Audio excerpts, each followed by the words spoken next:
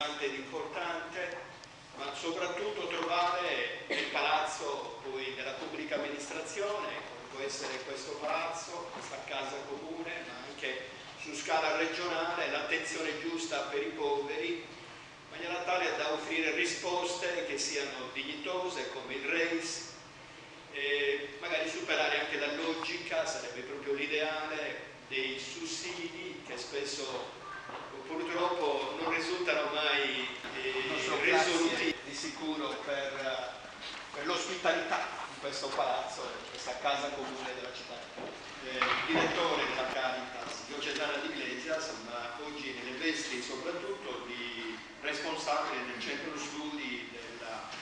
delegazione regionale Caritas, di lui che con i collaboratori presenti in tutti i territori della Sardegna fa questa fatica enorme di raccogliere e mettere assieme i dati. C'è dietro uno strumento importante che è il processo. Grazie e un benvenuto a tutti.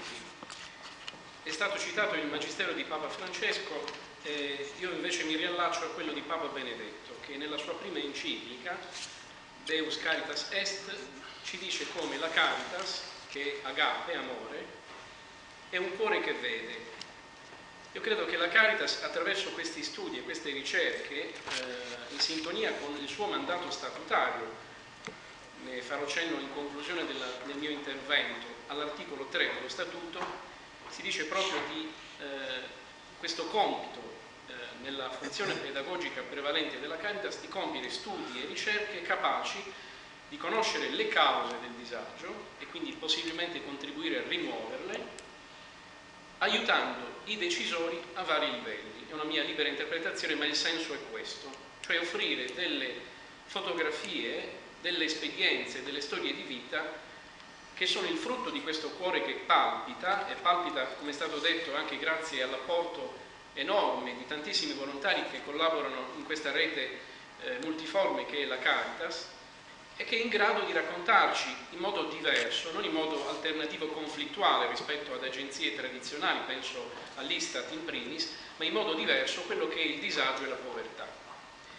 E siccome la Caritas è rete, la rete la facciamo anche noi oggi grazie a Andrea Nicolotti che mi aiuterà a far scorrere le slide, non potendo manovrarli io da qui. La prima cosa che faremo è dire che oggi celebriamo 10 anni di esperienza. 10 anni non sono pochi, significa un cammino, un percorso in grado di ampliare anzitutto questa rete di punti di osservazione, che sono i centri di ascolto, luoghi privilegiati della comunità cristiana che accolgono, ascoltano, orientano, prendono in carico, coinvolgono la comunità.